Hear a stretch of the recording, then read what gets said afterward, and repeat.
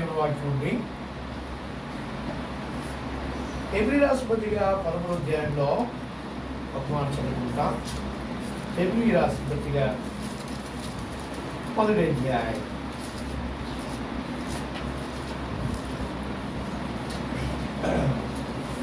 మొదటి 2 వచనాలు ఉన్నాయి. ఇక్కడ 3 వచనాలు ఉన్నాయి. మనము కలిసి చదువుకుందాం. హెబ్రీ 13:1-3 వచనాలు. అంత్యమైన సంఘములు బర్నబా, నికోరు అనబడిన సమూయేలు, కురేనీడైన లూకియా, చతుర్థాధిపతిని ఏడుతో కూడా పెంచబడిన సమూయేలు, సౌలను, ప్రవక్తలను, బోధకులను ఉండేది. వారు ప్రభువును సేవించు ఉపవాసం చేయించుండగా పరిశుద్ధాత్మ 13:13 వారు ప్రభువును సేవించు ఉపవాసం చేయించుండగా పరిశుద్ధాత్మ నేను బర్నబాను, సౌలును పిలిచిన పని కొరకు వారిని నాకు ప్రత్యేకపరచుకొని వారితో చెప్పెను. అంతలో వారు ఉపవాసం ఉండి ప్రార్థన చేసి వారి మీద చేతులుంచి వారిని పంపిరి. రెండో మాట మొదటి దినవృత్తాంతములు 22వ అధ్యాయం 16వ వచనం. మొదటి దినవృత్తాంతములు 22:16. దయచేసి ఎవరైనా మాట చదివి సాయం చేయండి.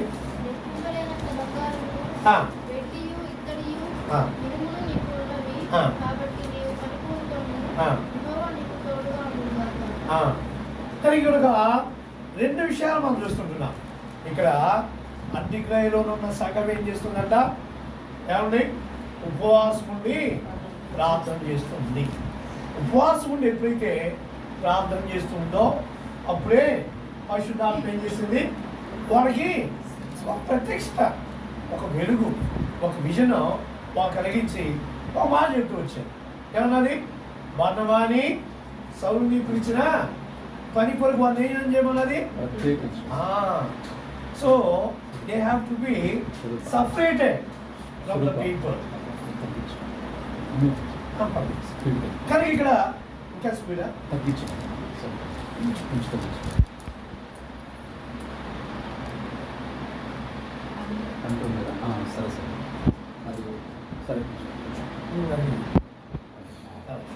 సో ఇక్కడ ఒక విషయాన్ని మనం గమనించినట్లయితే వారు ప్రార్థన చేస్తుంటేనే దేవుడు వారికి ఈ ప్రత్యక్షత ఇచ్చారు. కానీ ఇప్పుడు కూడా ప్రార్థన అనేది చాలా ప్రాముఖ్యమైనది. ఉపవాస ప్రార్థన అనేది ఇంకా చాలా ప్రాముఖ్యమైనది. ఎందుకంటే దేవుని దగ్గర మనకి కనిపెడతాం, దేవుని దగ్గర మనం వేయించడం, దేవుని సహాయం కోరుకోవడం చాలా ప్రాముఖ్యమైన విషయం.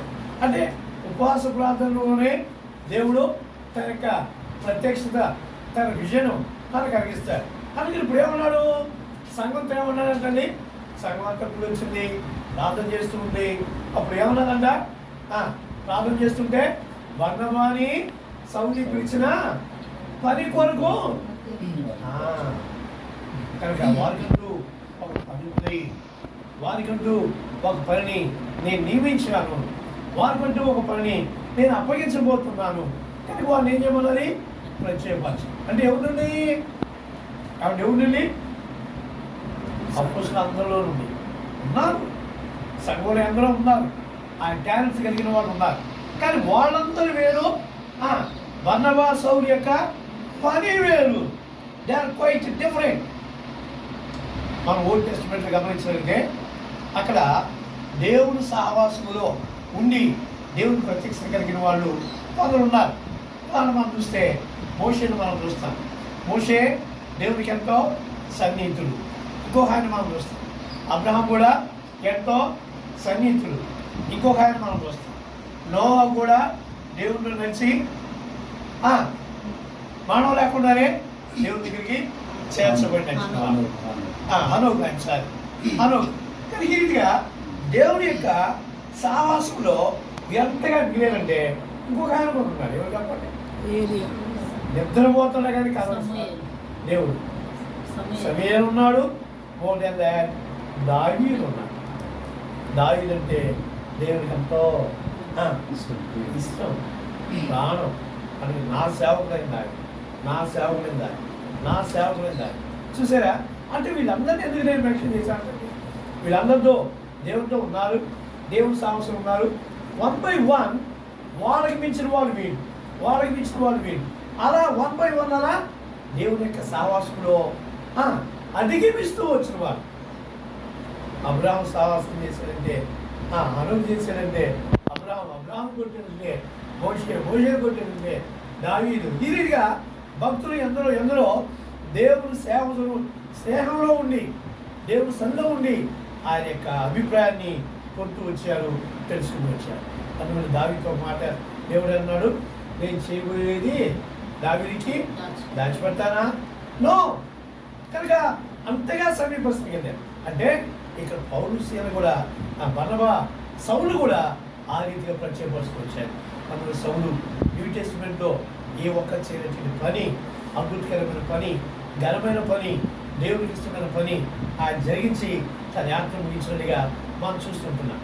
పిల్లరా, ప్రత్యేకించబడిన పని కొరకు వారిని నియమించారు. కానీ ఇక్కడ మనం గమనించినట్లయితే అక్కడ ఓల్డ్ టెస్టిమెంట్లో మనం చదివాం. 1 వృత్తాంతం 22 అక్కడ 16 ఏం చదివాము? దావీదు సొలొమోనుతో అంటున్నాడు, ఏమన్నాడు? వెండి బంగారంలో విస్తారంగా ఉన్నాయి, కానీ ఏం చేయమన్నాడు? నీ పని ఊరుకో. We have to ready to do the Lord's work. దేవుడి పని చేయడానికి మనం సిద్ధంగా ఉండాలి, కూడుకోవాలి. దేవుడి పని అంటే సామాన్యమైన విషయం కాదు. అయితే ఇక్కడ ఒక మాట రాశాడు, పని కూడుకోను అంటూ దేవుడు, అది అక్కడ ఇంపార్టెంట్.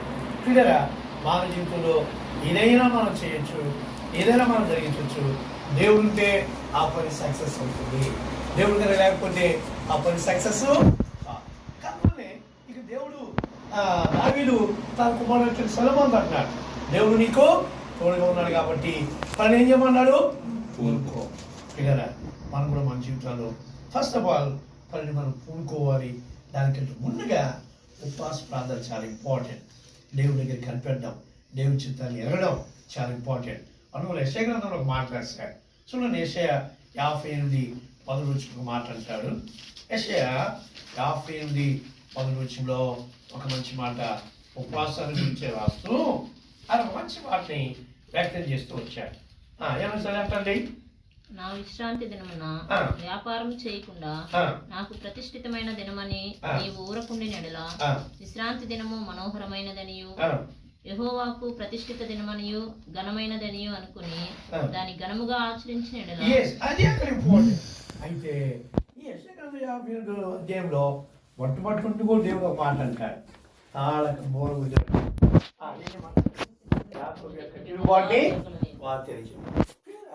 దేవుడి దగ్గర రావడం మంచిదే, ప్రార్థన కూడుకోవడం మంచిదే. బట్ తిరుగుబాటు మన దగ్గర ఉన్నాం దేవుని మీద, దేవుని ఆత్మ మీద, దేవుని యొక్క కార్యాల మీద మనం తిరుగుబాటు చేయకూడదు. అలా చేసినట్లయితే ప్రభు మన ప్రార్థన ఆలకించడు. కీర్తన 66:18 చదువుతాం. నా హృదయంలో నేను పాపం లక్ష్యం చేసేలా ప్రభు నా మనవి వినకపోవును. పిల్లగా దేవుడి దగ్గరికి వచ్చినప్పుడు మనం శుద్ధీకరించుకోవడం, మనం పవిత్రపరచుకోవడం, మనం జీవితాన్ని సరిచేసుకోవడం, సరిదిద్దుకోవడం చాలా ఇంపార్టెంట్.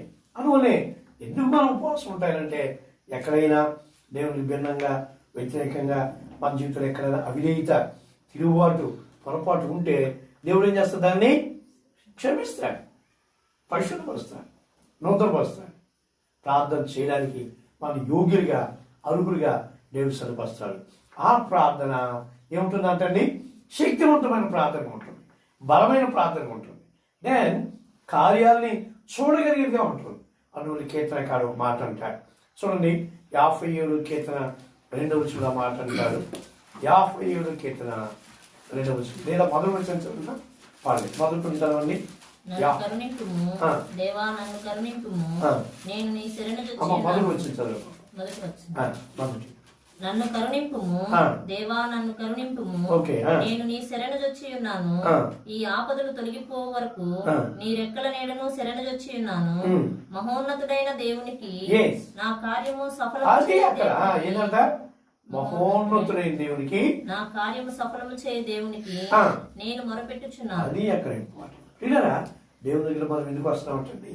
మన కార్యాన్ని సఫలం చేసేవాడు, మన కార్యాన్ని జరిగించేవాడు.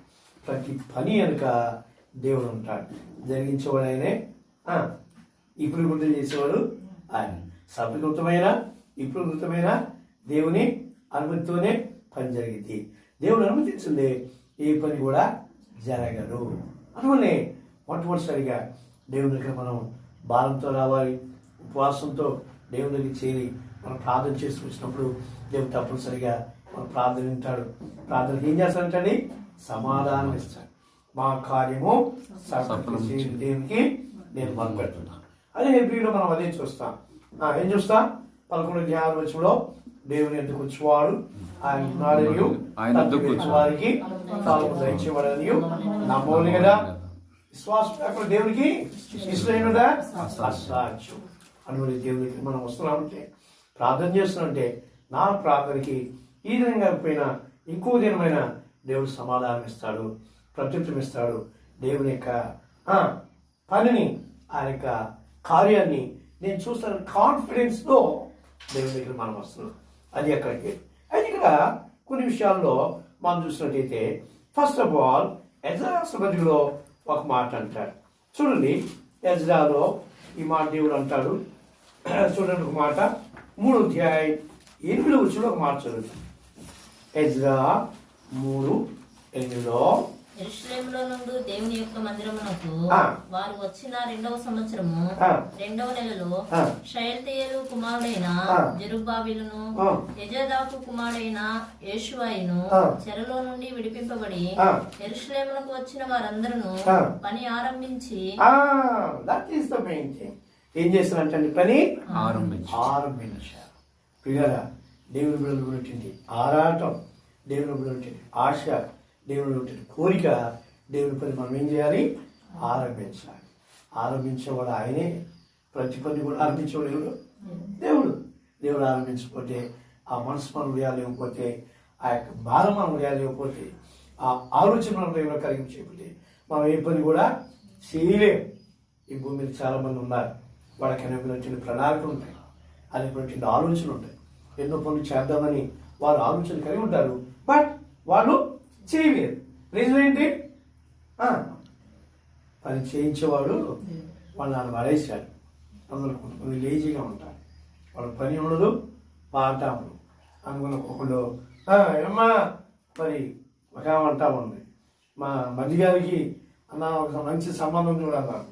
ఏం చేస్తాడమ్మా మీ మధ్య గారు అన్నా. నేను మా మధ్య గారు ఐఐటి చేశాడన్నాను.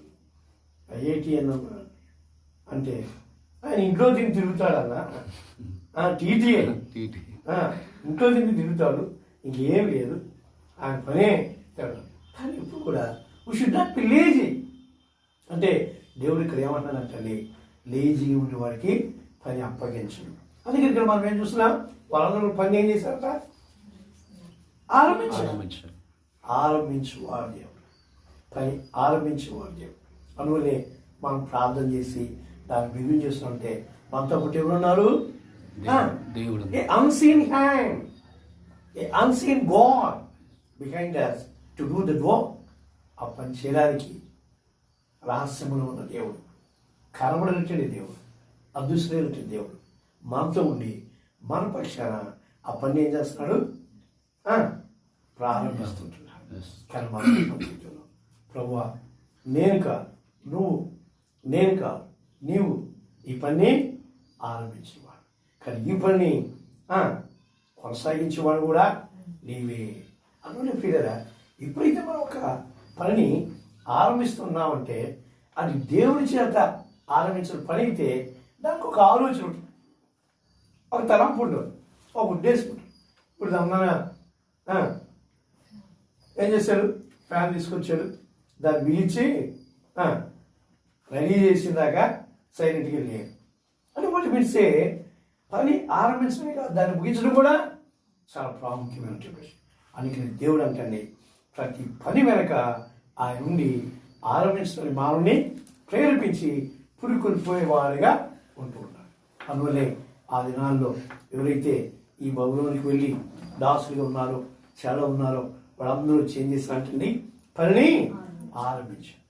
ఆరంభించిన వాడు ఆయన కాబట్టి దాన్ని ఏం చేస్తాడంటండి, పరీక్షిస్తాడట. God will test the work. పని ఆరంభించడమే కాదు, దేవుడు ఏం చేస్తాడు, పని పరీక్షిస్తాడు, పరిశీలిస్తాడు.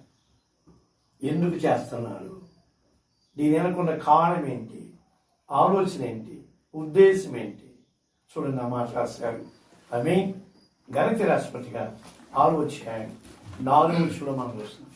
ఒకటి, దేవుడు ఆరంభించేవాడు. రెండవది, పని పరీక్షించేవాడు. ప్రతి వాడును తాను చేయి పనిని పరీక్షించి చూచుకొనవలెను. అప్పుడు ఇతరులను బట్టి కాక తనను బట్టియే అతనికి అతిశయము కలుగును. ఇక్కడ మనకు గమనించే ప్రతి వాడు తాను చేయి పని ఏం చేయాలంట, పరీక్షించుకోవాలి. ఎందుకంటే దేవుడి పనిని పరీక్షించేవాడిగా ఉంటున్నాడు. ఆ పని ఏదైనా సరే దాన్ని అనుకున్న ఆలోచన ఏంటి, ఉద్దేశం ఏంటి, ఆ యొక్క తలంపు ఏంటి. దేవుడు అంటే ఆ పని ఏం చేస్తాడు, పరీక్షిస్తాడు. God will test the work అనుకుని పౌలు గారు ఒక మాట అంటారు. ఏం రాస్తారు చూడండి. మొదటి కొరింథీ 3వ అధ్యాయం 11 వచనంలో మనం గమనించినట్లయితే మంచి మాట పౌలు గారు అక్కడ ఉపయోగించారు. మొదటి కొరింథీ 3వ అధ్యాయంలో మంచి మాటలు అక్కడ వేయబడనిది తప్ప మరి ఒక పునాది ఎవడను వేయనేరడు. ఈ పునాది యేసుక్రీస్తే. ఎవడైనను ఈ పునాది మీద బంగారము, వెండి, వెలగల రాళ్ళు, కర్ర, గడ్డి, కొయ్యకాలు మొదలైన వాటితో కట్టినెడలా వాని పని కనబడును. ఆ దినము దానిని తేటపరచును, అది అగ్ని చేత బయలుపరచబడును. మరియు వాని పని ఎట్టిదో దానిని అగ్నియే పరీక్షించును. గమనించినట్లయితే ఆ పని ఏం చేస్తుందంట, అగ్ని పరీక్షిస్తుంది. అగ్ని ఏంటి, ఏమండి, దేవుడు ఆ పని పరీక్షిస్తాడు. పరిశుద్ధాత్మ దేవుడు ఆ పని పరిశీలిస్తాడు. అనుకుని కర్ర, గడ్డి, కొయ్యక అంటే ఏదో తూతూ చేద్దామని చేస్తాం. ఇప్పుడు అక్కడ మనం గమనిస్తుంటాం. కొంతమంది ఎట్లా ఉంటారంటండి, మన పని అయిపోయింది, మన డ్యూటీ అయిపోయింది, డ్యూటీ లాగా చేయడం వెళ్ళిపోయాం. ఒకసారి తాడికొండ నేను నూతన చర్చి వాళ్ళు యూత్ మీటింగ్ పిలిస్తే వెళ్ళాను. నేను ఆ యూత్ మీటింగ్ మెసేజ్ ఇవ్వడానికి వెళ్ళాను. మెసేజ్కి నేను రెడీగా ఉన్నాను. పాస్టర్ గారు వచ్చాడు, బాగా కంపు కొడతా ఉంది. నేను పాస్టర్ గారు అని నేను అనలేదు, కానీ పక్కన వచ్చి ఆయన తీసుకెళ్తున్నాను. పాస్టర్ గారు మీరు కూర్చుకోండి అని ఆయన తీసుకెళ్తున్నాను. నేను గమనించలేదు, కానీ వాళ్ళు ఆ పిల్లలు గమనించారు. సంస్థలు గమనించి ఏం చేశారు, ఆయన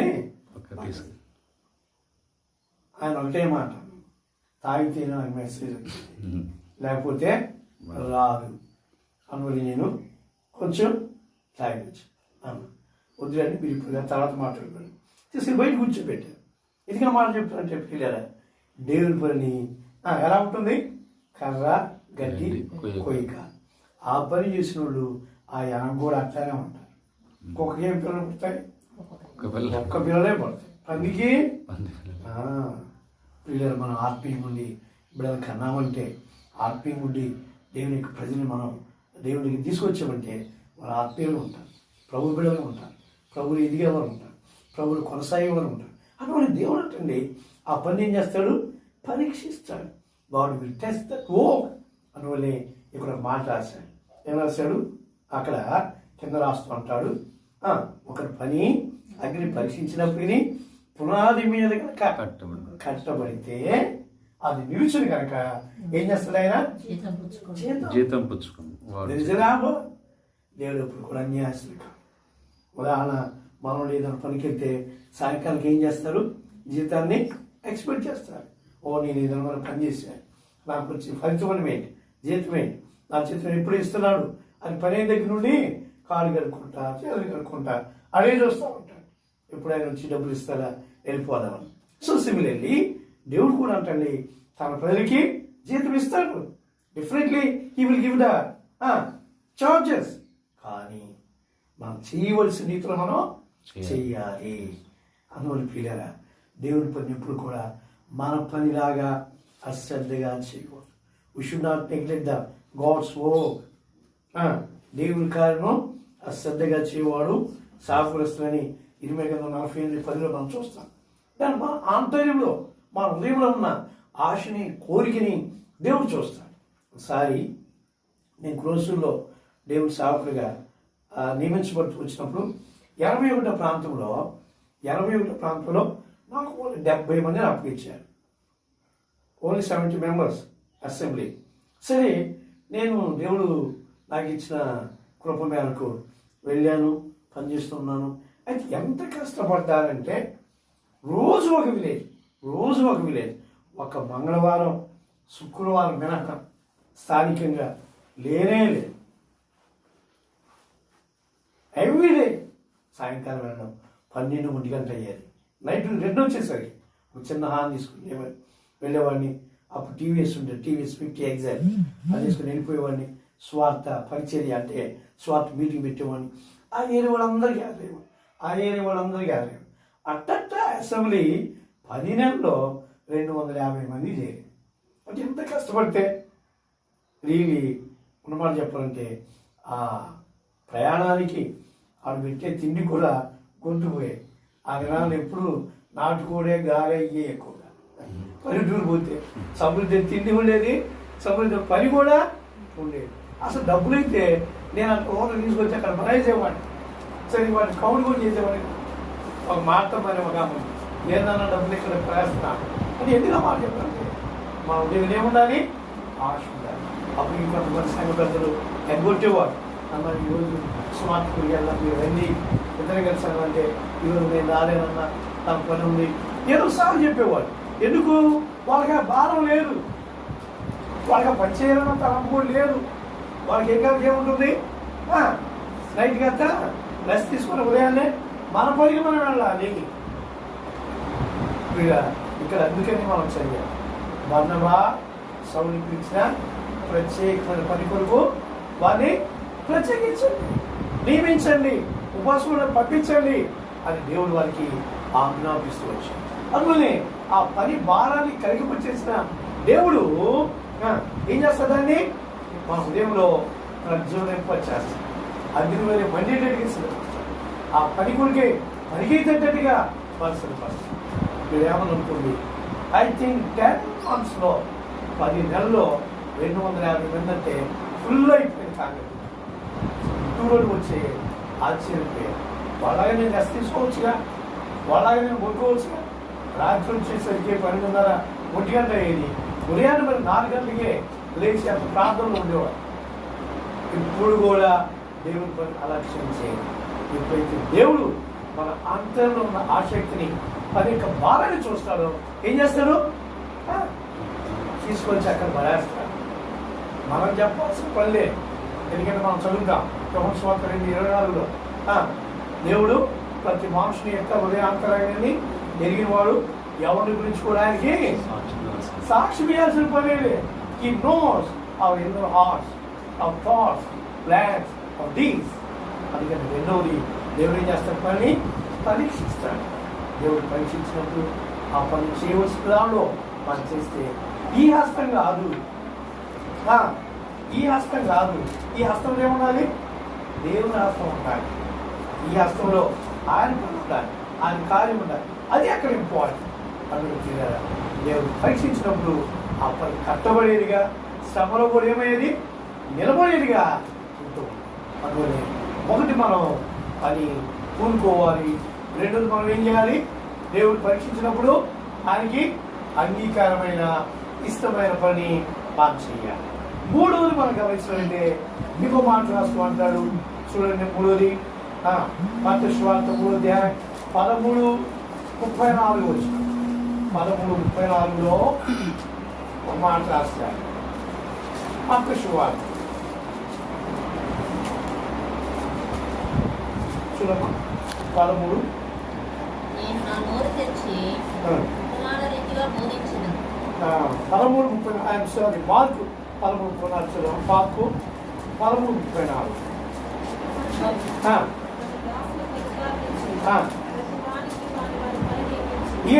మూడోది మనం గమనించాలంటే పని ఏం చేస్తాను దేవుడు నియమించేవా నియమించడం చూసారా ఏమండి నియమించడం అంటే ఎవరికి ఏ పని అవసరమో ఎవరికి ఏ పని ఇవ్వాలనో ఎవరికి ఏ పని చేయగలరు ఎవరు ఏ పని జరిగించగలరు ఎవరికి ఏ పని కొనసాగించగలరో దాన్ని దేవుడు ఏం చేస్తాడ నియమిస్తాడు. ఆయన నియమించేవాడు అటువంటి ప్రతి వారికి వారి పని నియమించి ఆయన నిశ్చారు అని అంటూ పైన ఒక మాట చెప్పాడు. ఏం చెప్పాడు చూడండి 33లో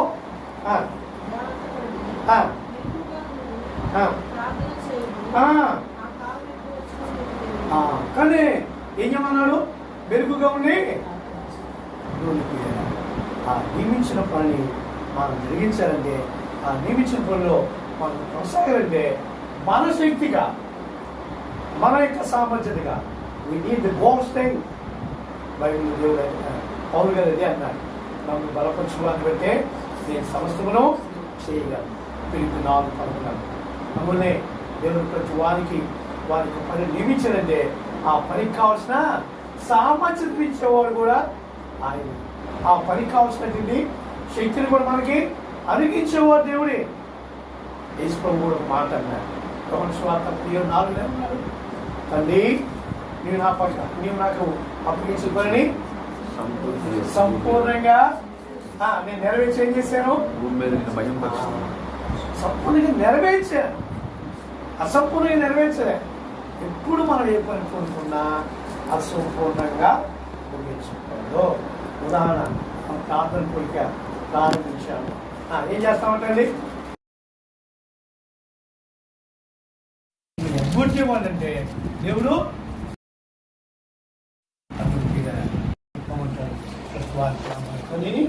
నియమించాడు.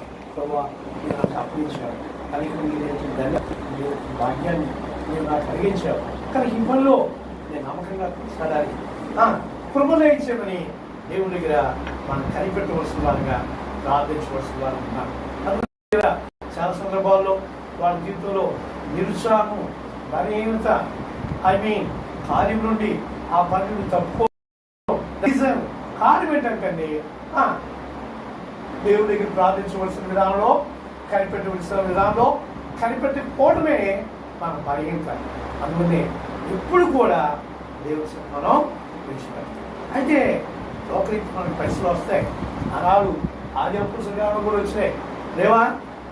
సంఘాలు స్కాట్ అయిపోవడం, సంఘాల్లో నెమ్మది లేకపోవడం, సంఘాల్లో ఎవరి వారు ఎవరో తీరుగా ఇవన్నీ జరుగుతూ వచ్చినాయి.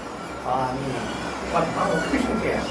ఇక్కడ ఏమంటాడు ఏమన్నాడంటండి పనిని అప్పుడు ఇచ్చేవారు ప్రతి వారి పనిని నియమించేవారు. కానీ ఆ నియమించిన పనిని సంపూర్ణంగా నెరవేర్చడం దేవుడు ఇష్టపడుతూ ఉంటాడు. అదే 4వది మనం గమనించినట్లయితే ఇంకో మాట మనం చూస్తాం. చూడండి 4వ మాట ఇక్కడ రాసుకుంటాడు. 28వ అధ్యాయం 10వ వచనం. మొదటి క్రానికల్స్ 28:10. First Chronicles 28:10.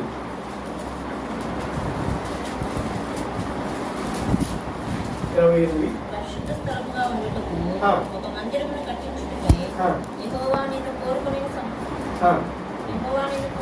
సంగతి మనసులకు తెచ్చుకుని ధైర్యం వహించి పని జరిగింది. ఏం చేయాలంటే ధైర్యం వహించి మామూలు విషయం. పిల్లరా మనం అగ్గిరాసిన గ్రంథంలో కూడా చదువుతాం. 2వ వచ్చులో ఏమంటాడు?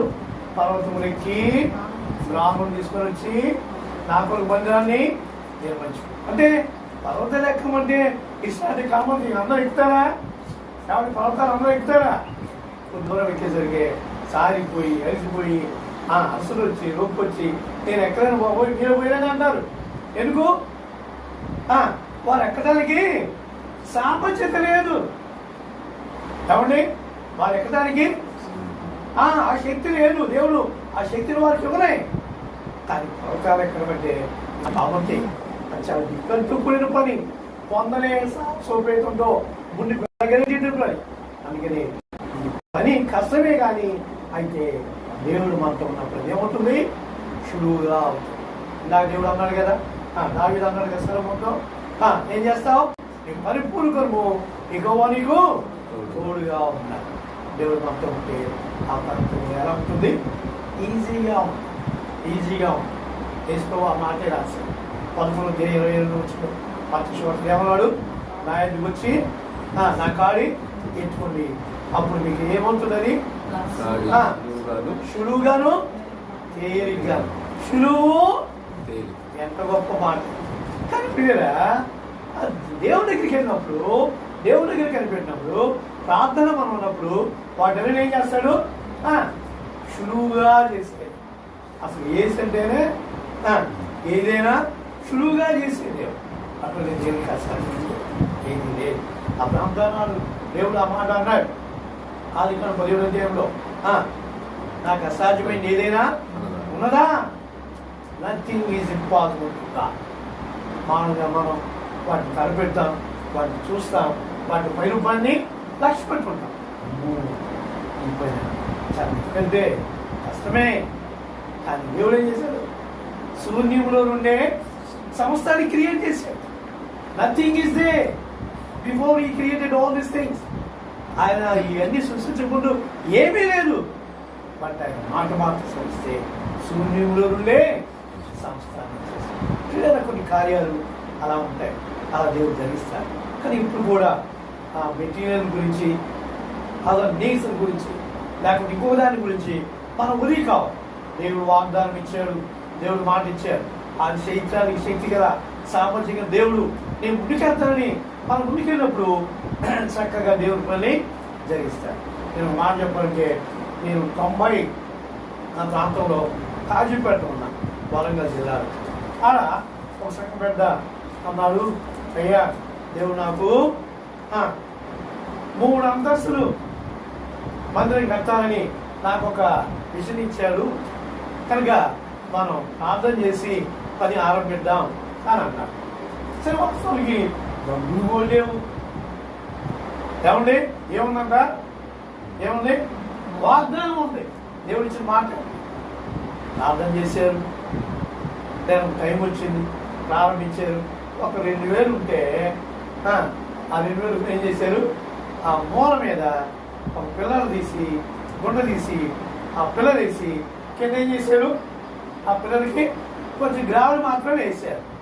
నేను ప్రార్థన చేయడం మొదలుపెట్టి రోజు సిస్టర్స్ రావడం, ఉదయం 10 గంటల నుండి 12-1 గంటల వరకు లంచ్ అవర్ వరకు ప్రార్థన చేసుకొని వెళ్ళిపోవడం. మార్నింగ్ 10 to 12:31 వరకు ప్రార్థన ఉండేది. అలా సంవత్సరంలోనే 3 మీటింగ్ అయిపోయింది.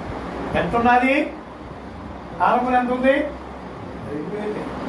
కానీ వాళ్ళు 50,000 ఇచ్చి, వాళ్ళు 1,00,000 ఇచ్చి, వాళ్ళు అది ఇచ్చి, వాళ్ళు ఇది ఇచ్చి, సిమెంట్ అని, ఐరన్ అని, అది ఇది సమకూర్చి ఏమైందంట, దగ్గర 34 లక్షల కాస్ట్ చేసిన బిల్డింగ్ 6 దినాల్లోనే సంపూర్ణంగా దేవుడు ముగిస్తూ వచ్చాడు. ఎందుకు మాట చెప్తారంటే కదా, కొన్ని సందర్భాల్లో అది మనం చూడడానికి కష్టంగా ఉంటాయి.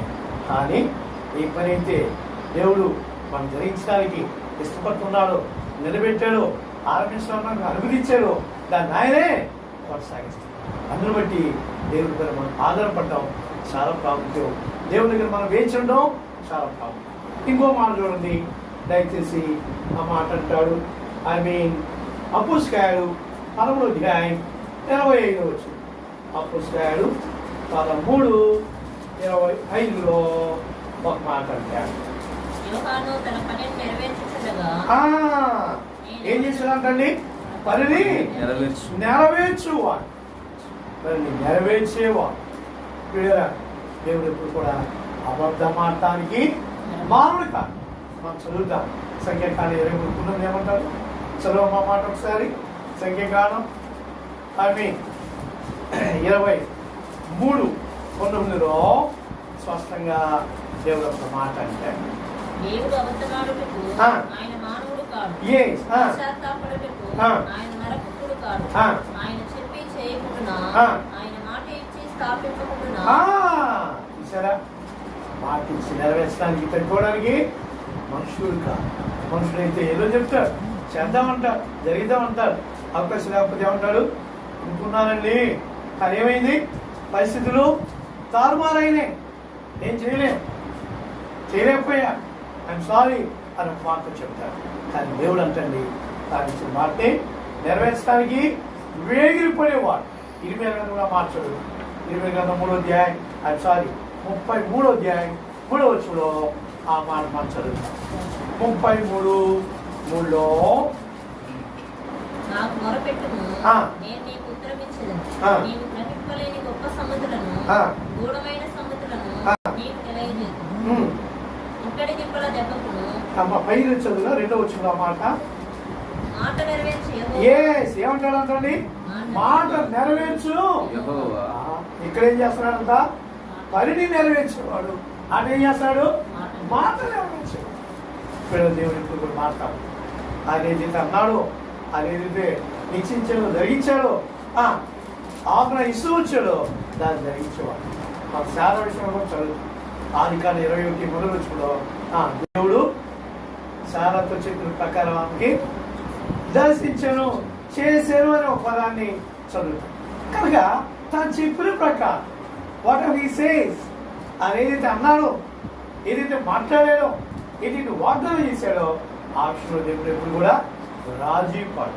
అందువల్లే ఆయన పని నెరవేర్చేవాడు. వీ హావ్ టు స్టాండ్, మనం నిలబడాలి. అంతేనా?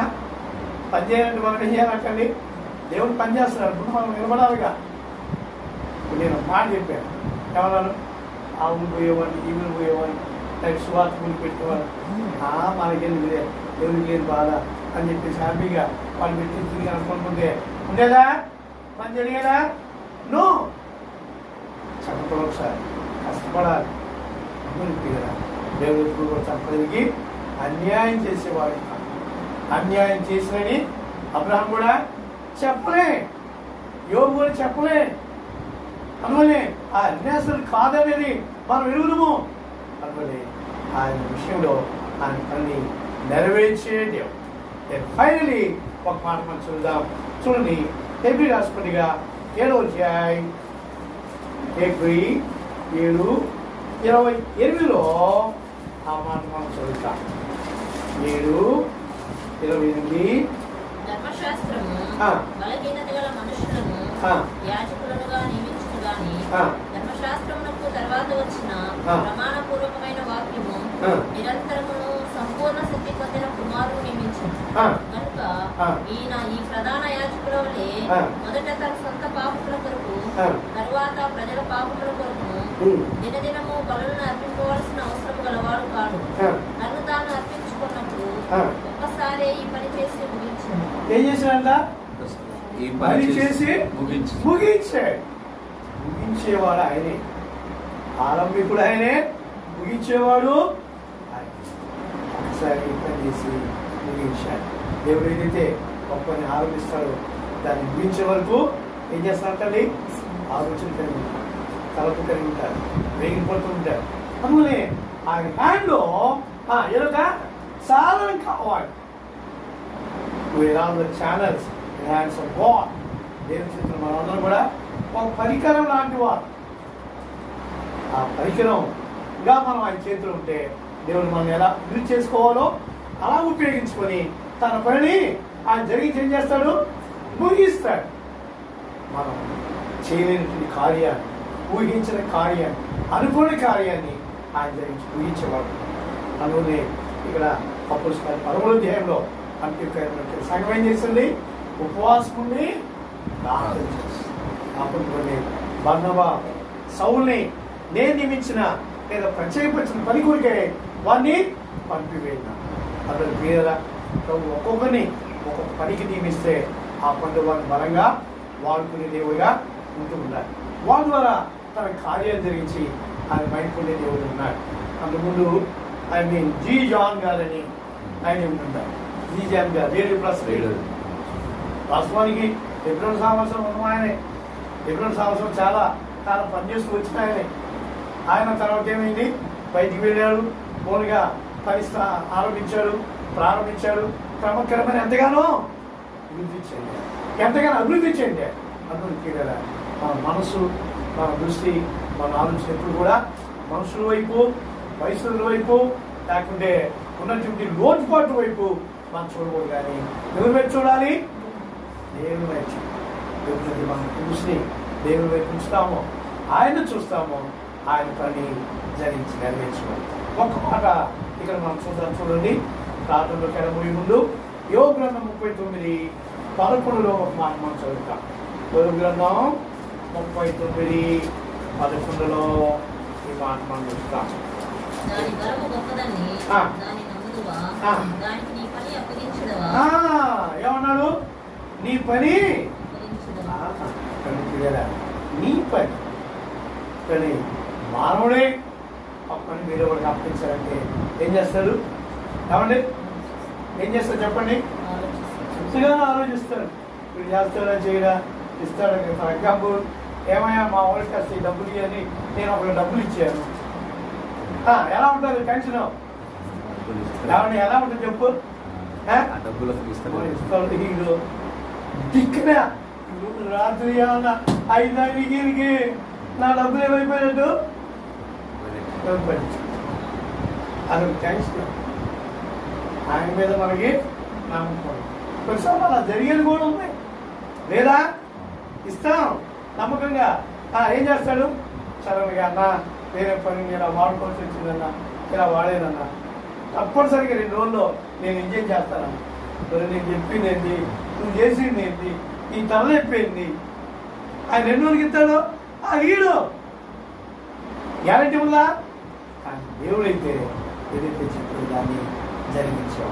అనుభవించే కదా దేవుడి కాలంలో మన ప్రార్థనలో కదా ముందు ఈ తరపు నామం ప్రభువా, మరి ఎన్ని నిమిత్తమైతే ఈ పని మీరు తలపెట్టడానికి ప్రణాళిక కలిగి ఉన్నారో, కానీ ఆ పని ఆరంభించేవాడు నీవు, ఆ పని జరిగించేవాడు, నెరవేర్చేవాడు, అప్పగించేవాడు, ప్రారంభించేవాడు, దాన్ని నెరవేర్చి ముగించేవాడు నీవే కనుక ఈ కార్యం మీకు అప్పగిస్తుంటున్నా. దానికి కావాల్సిన కృపలు దయచేయి, సామర్థ్యం దయచేయి, జ్ఞానం దయచేయి, శక్తిని దయచేయి. నా హస్తాన్ని బలపరచుకొని మనం ఎప్పుడైతే దేవుని సందో మనం ప్రవేశింటామో ఆయన మనం అంగీకరించి తన చేతిలో ఒక పరికరంగా, తన చేతిలో ఒక పనిముట్టుగా మనల్ని వాడు. అలానే నాలో మరి నా జీవాన్ని కూడా కుటుంబ బిడ్డలు కూడా అటు దేవుడు బలపరిచి అనేక మంది ఆత్మ రక్షణార్థమై మీరు క్షేమాభివృద్ధి కొరకై, ఆశీర్వాద కొరకై వారిని వాడుకున్నట్టుగా ప్రభు వారిని దీవించి ఆశీర్వదించి పొద్దుని చేయండి. ప్రార్థన మంచిది. ఏమన్నా అంశాలు పెట్టారా? మామూలుగా అదే ఈ పూటే కాబట్టి కొంచెం జనరల్గా ప్రే చేస్తే నెక్స్ట్ ఆన్ వర్డ్స్ కొంచెం ఒక కొన్ని అంశాలు వాట్సాప్ చేసుకొని చెప్పండి. అదే ప్రజెంట్ మేడం చెప్పండి. నేనే చేయమంటారా? చెప్పండి. అట్లా మీరు చెప్పండి. అట్లా అంటే మన అంశాలు ప్రకటన తర్వాత మనం నెక్స్ట్ వచ్చే విషయం మొదట పరిచర్య విషయం. సండే పరిచర్య ఆదివారం స్టార్ట్ చేస్తారా? ఆదివారం తిరుపతి నుంచి అన్న వాట్సాప్ చూస్తారు. తిరుపతి పోయిన చెప్పాను కూడా ఎవరెస్ట్ చెప్తున్నారు. ఆదివారం మనకి మధ్యలో ఏముండదు, ప్రార్థన చేద్దాం, ప్రభు స్థితించి మొట్టమొదటిగా మనం దేవుని స్థితిస్తాం. రెండవదిగా మరి దేవుడు ఇచ్చిన వాక్యాన్ని బట్టి కూడా దేవుడు ఆయన పని నెరవేర్చేవాడు, ఆరంభించేవాడు, కొనసాగించేవాడు. కాబట్టి ఆ పని ఏం చేయట్లేదు.